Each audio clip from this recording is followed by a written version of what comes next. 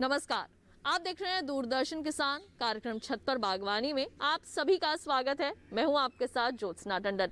अपने इस कार्यक्रम के द्वारा हम आपको ऐसे टेरेस गार्डन फैक्ट्स बताते हैं जिनको आप आसानी से अपना सकते हैं, अपने टेरेस गार्डन के लिए भी या फिर अपनी बालकनी के लिए भी। आज हम आपके लिए ऐसी ही एक लेकर आए हैं दिलचस्प जानकारी। जी हाँ, अपने आज के इस एपिसोड में हम आपको बताएंगे ग्रो बैग्स के बारे में। ग्रो बैग्स क्या होते हैं, कितने तरह के होते हैं और उनमें आप क्या कुछ आसानी से उगा सकते हैं। भले ही आपके पास स्पेस ज़्यादा है या स्पेस कम है, इनको आसानी से घर में रखा जा सकता है और मेंटेन किया जा सकता है। तो आइए तमाम जानकारियां हासिल करते हैं हमारी एक्सपर्ट से।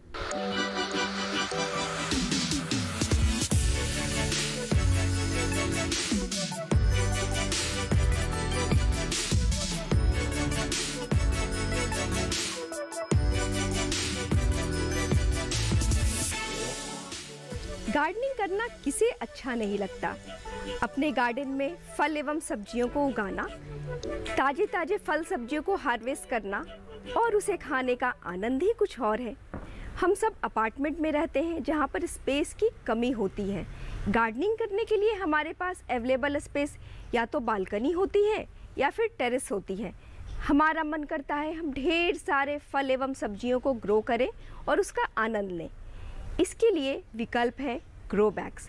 ग्रो बैग्स का इस्तेमाल करके हम ढेर सारी फल एवं सब्जियों को बड़े आसानी से उगा सकते हैं। ये ग्रो बैग बहुत लाइट वेट के होते हैं। लाइट वेट के होने की वजह से इसमें गार्डनिंग बहुत आसान हो जाती है। अगर हम इसे किसी दूसरे ग्रो बैग्स को हम सेरेमिक पॉट या टेरा पॉट से कंपेयर करते हैं तो इसका वज़न 10 गुना हल्का होता है। अगर एवरेज वेट की बात करें तो एक ग्रो बैग का वज़न 80 से 90 ग्राम होता है। लाइट वेट होने की वजह से ये पोर्टेबल होते हैं। बड़े आसानी से इन्हें एक स्थान से दूसरे स्थान पर शिफ्ट किया जा सकता है। ये ऐसे मटेरियल के बने होते हैं कि ड्यूरेबल होते हैं और इनकी एवरेज लाइफ की बात करें तो 5 से 7 साल तक बड़े आराम से ये चलते हैं।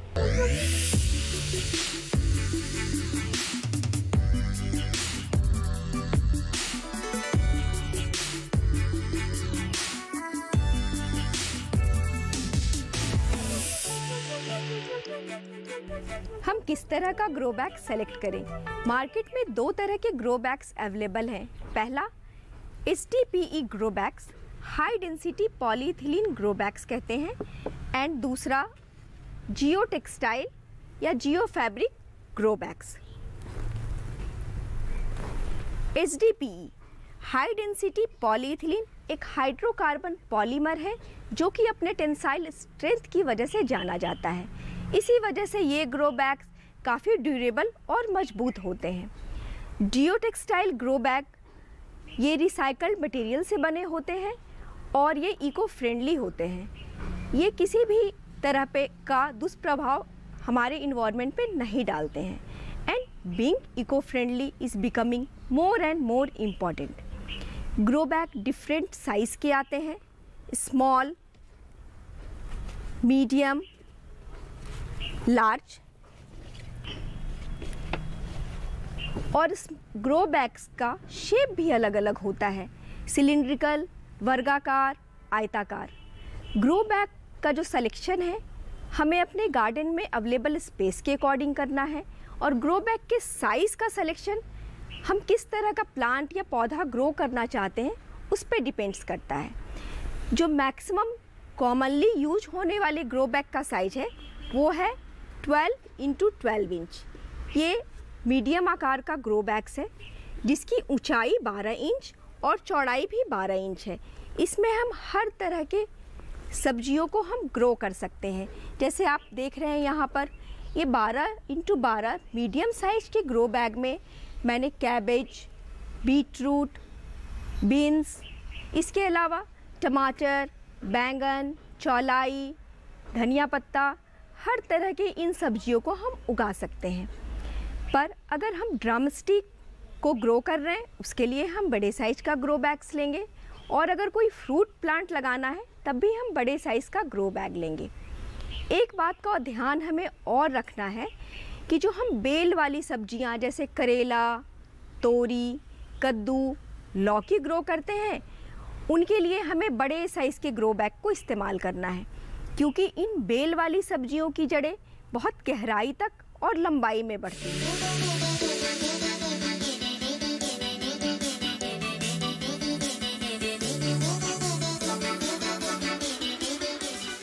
ग्रो बैग्स में हम प्लांट को कैसे लगाएंगे, इसके लिए हमने सॉइललेस पॉटिंग मीडिया लिया, ग्रो बैग्स लिया, और जो हम मिट्टी के ठीकरे, लीका बॉल और सीड्स हमने लिया है। ग्रो बैग्स में लगाने से पहले हमें इंश्योर करना है कि ग्रो बैग के बॉटम में होल हो। इसको हम प्लेस करेंगे ये ठीकरे से, और लीका बॉल को भी हम डाल सकते हैं। फिर हम ये सॉइललेस पॉटिंग मीडिया फिल करेंगे, जो कि लाइट वेट का हमारा सॉइललेस पॉटिंग मीडिया है अपने ग्रो बैग्स में। उसके बाद हम ये सीड्स को लगाएंगे ग्रो बैग्स में। हम सबसे पहले ग्रो बैग्स में ये जो ड्रेनेज होल है इसको कवर करने के लिए ये ठीकरे से हम कवर करेंगे। Drainage is the very important for our plant. Drainage में एक्सेस वाटर प्लांट के पास इकट्ठा नहीं होता और हमारे पौधे में किसी तरह के रोग लगने की संभावना नहीं होती। ये कवर करने के साथ साथ हम एक लेयर की प्लेसिंग भी करेंगे, क्योंकि ड्रेनेज एक इम्पॉर्टेंट पार्ट है, तो हमें इंश्योर करना है कि किसी तरह का पानी हमारे गमले में आसपास नीचे इकट्ठा ना हो। हमने अपना ग्रो बैग्स रेडी कर लिया है, ड्रेनेज होल को कवर कर लिया है, और अर्दन पीस से हमने एक लेयर बिछाकर ड्रेनेज को सिक्योर कर लिया है। इसके बाद जब प्लेसिंग हो गई, ड्रेनेज होल सिक्योर हो गया, फिर हम अपने इस ग्रो बैग को पॉटिंग मिक्स से फिल करते हैं। जो हमने लाइट वेट पॉटिंग मिक्स तैयार किया उसे हम ग्रो बैग में डालेंगे। ये फिल करने के बाद हमारा ग्रो बैग्स प्लांट लगाने के लिए तैयार हो जाएगा। जब हम जियो टेक्सटाइल या फैब्रिक ग्रो बैग यूज़ करते हैं, इसमें ड्रेनेज होल की आवश्यकता नहीं होती है। इसके बॉटम में हम सिंपली कुछ ठीकरी के पीसेस की प्लेसिंग करते हैं, और इसकी जगह हम लीका बॉल को भी डाल सकते हैं। लीका बॉल की सिंपली 1 लेयर ऑफ प्लेसिंग इसमें कर देनी है, ताकि कभी कभार कभी वाटर एक्सेस होता है तो वो इसको ड्रेन आउट कर दें। इस ग्रो बैग में, फैब्रिक ग्रो बैग में, ये पोरस मटेरियल से बना होता है। जो वाटर होती है इसके साइड वॉल और बॉटम से ऑटोमेटिकली ड्रेन आउट हो जाती है। सॉइललेस पॉटिंग मीडिया को फिल करके प्लांटिंग के लिए तैयार करते हैं।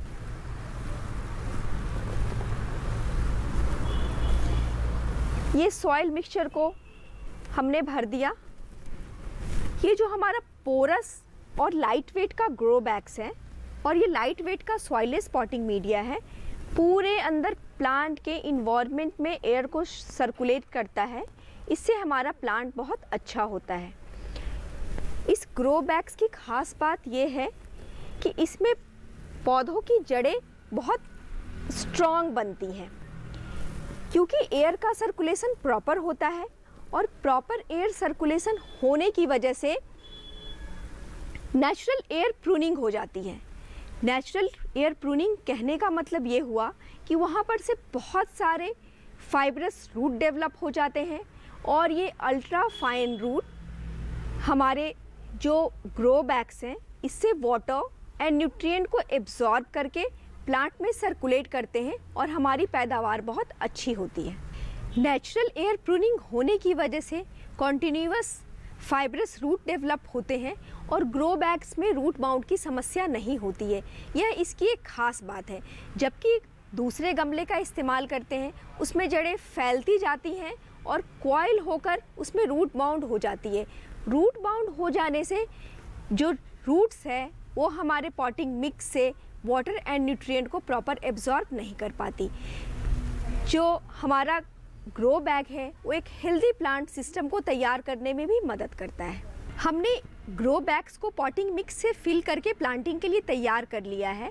इसके लिए हम सबसे पहले यदि सीड लगाते हैं और ट्रांसप्लांटिंग भी करते हैं। कुछ सीड्स डायरेक्ट सोइंग है, इसका मतलब हम ग्रो बैग्स पे उस सीड को डायरेक्ट लगा सकते हैं। वो सीड्स हैं spinach, carrot, beet root, turnip. ये डायरेक्ट लगाने वाले सीड्स को हम लगाने से सबसे पहले हम वाटर को स्प्रे करेंगे। हम अपने सॉइललेस पॉटिंग मीडिया के ऊपर वाटर को स्प्रे करेंगे और स्प्रे करने के बाद थोड़ी देर इसको सेटल होने के लिए छोड़ेंगे। ये मैंने एक ग्रो बैग वाटर स्प्रे करके सेटल करके तैयार किया हुआ है। इसमें मैं बताती हूँ कि सीड कैसे लगाएंगे।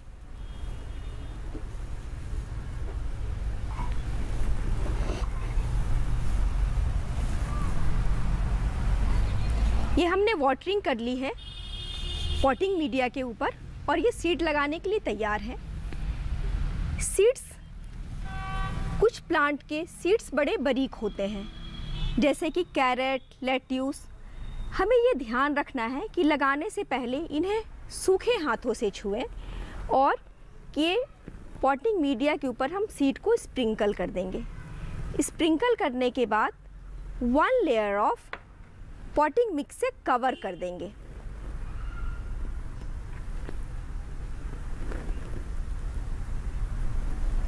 इसके बाद हम वाटरिंग नहीं करेंगे क्योंकि ये जो बारीक सीड है हम वाटरिंग करने से डिसलोकेट हो जाएंगे। इस पॉटिंग मिक्स को हम 2 से 3 दिनों तक छाया में रखेंगे। इसके बाद हम इसे धूप में रख सकते हैं।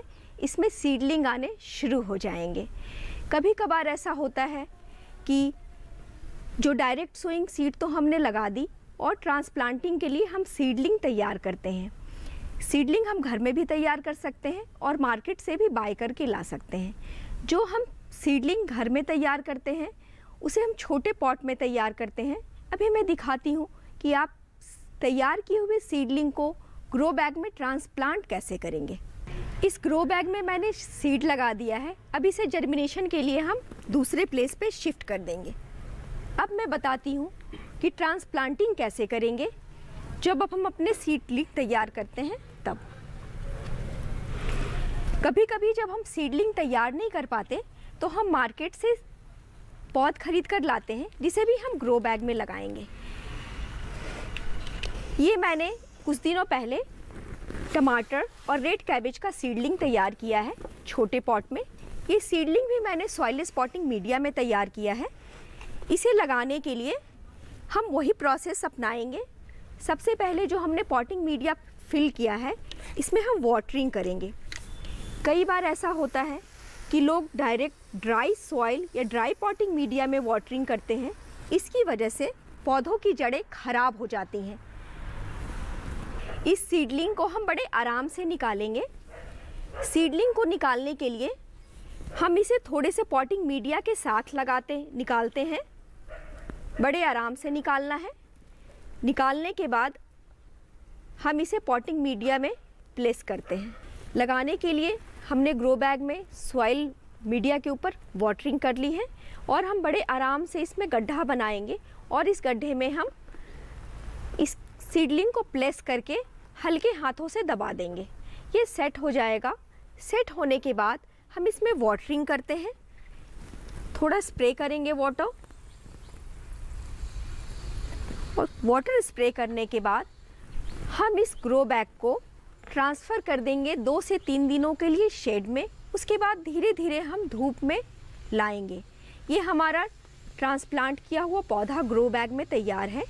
अब कभी कभार ऐसा होता है कि हम अपना पौध खुद तैयार नहीं कर पाते। उस कंडीशन में पौध हमें मार्केट से ख़रीद कर लानी पड़ती है। अब हम देखेंगे कि जो हमने सीडलिंग ख़रीदा है, जो पौध खरीद कर लाए हैं, या कभी कभार फ्रूट प्लांट भी हम खरीद कर लाते हैं, उसे हम ग्रो बैग में कैसे लगाएंगे।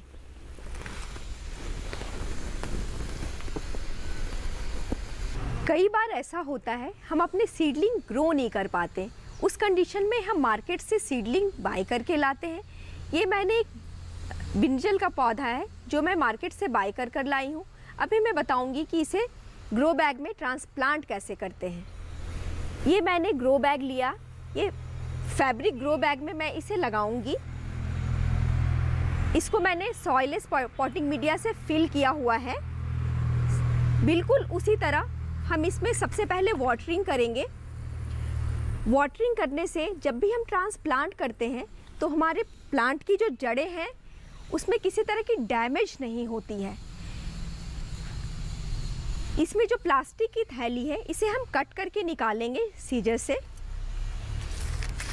इसके बाद इसके रूट बॉल के साथ हम इसमें सॉइल स्पॉटिंग मीडिया में प्लेस करेंगे। इसे लगाने के लिए हम वाटरिंग करके पॉटिंग मीडिया को हमने रेडी कर लिया है और अब हम इसे प्लेस करेंगे ग्रो बैग में सॉइल स्पॉटिंग मीडिया में।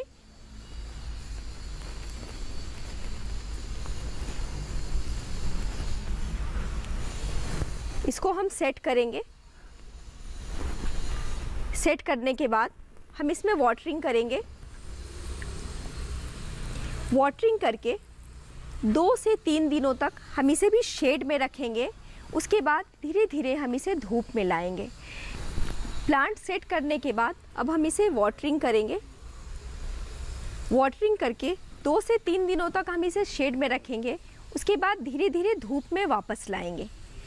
जब भी हम मार्केट से कोई सीडलिंग या कोई पौधा या कोई फ्रूट प्लांट खरीद कर लाते हैं तो हमें इस बात का ध्यान रखना है कि हम अपने घर के इन्वायरमेंट में इसे 4 से 5 दिनों तक रखकर एक्लेमेटाइज कर लें।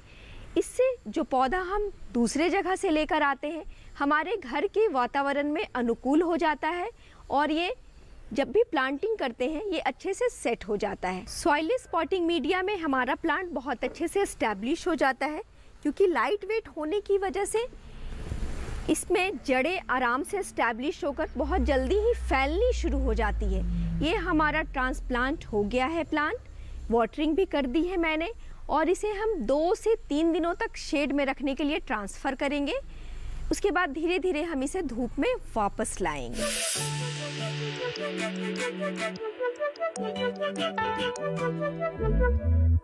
प्रोग्राम छत पर बागवानी में टाइम हुआ है एक छोटे से ब्रेक का। कहीं मत जाइए, देखते रहिए दूरदर्शन किसान।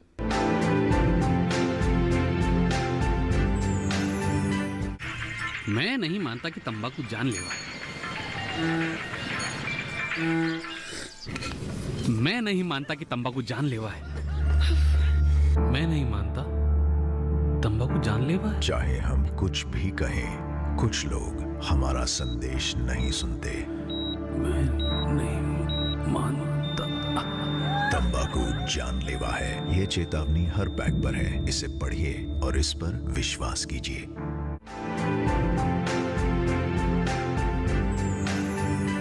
ब्रेक के बाद एक बार फिर आप सभी का स्वागत है प्रोग्राम छत पर बागवानी में। और अपने आज के इस एपिसोड में हम आपको बता रहे हैं ग्रो बैग्स के बारे में। तो फिर आइए जानकारियों का सिलसिला आगे बढ़ाते हैं।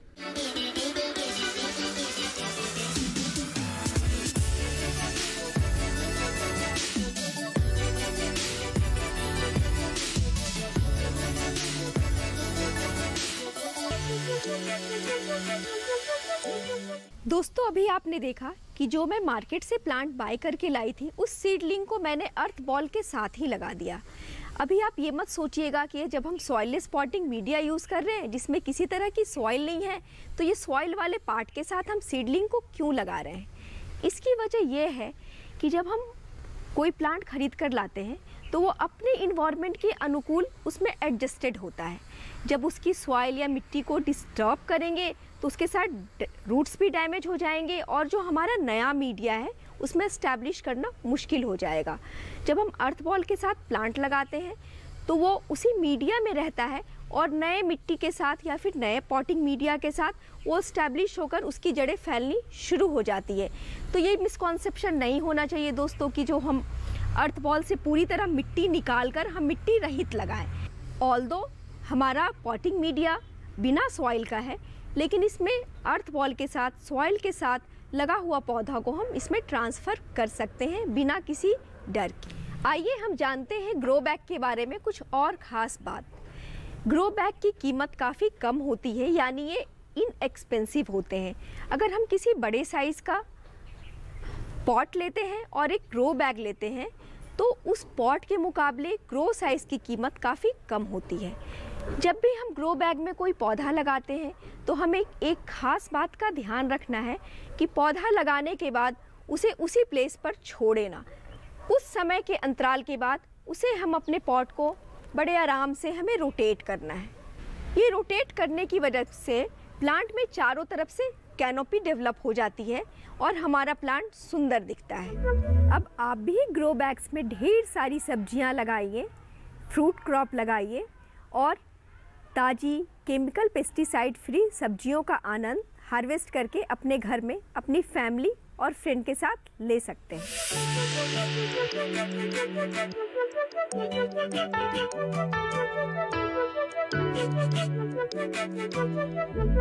तो अभी आपने ग्रो बैग्स के बारे में कुछ जानकारियां हासिल की और हम उम्मीद करेंगे ये जानकारियां आप सभी के ज़रूर काम आएंगी और होपफुली आप इनको अपने टेरेस गार्डन या अपने बालकनी के लिए भी ज़रूर अपनाएंगे। तो आज के प्रोग्राम के इस एपिसोड में बस इतना ही। छत पर बागवानी की पूरी टीम को दीजिए इजाज़त, लेकिन इस मुश्किल समय में रखिए अपना ख्याल। देखते रहिए दूरदर्शन किसान। नमस्कार।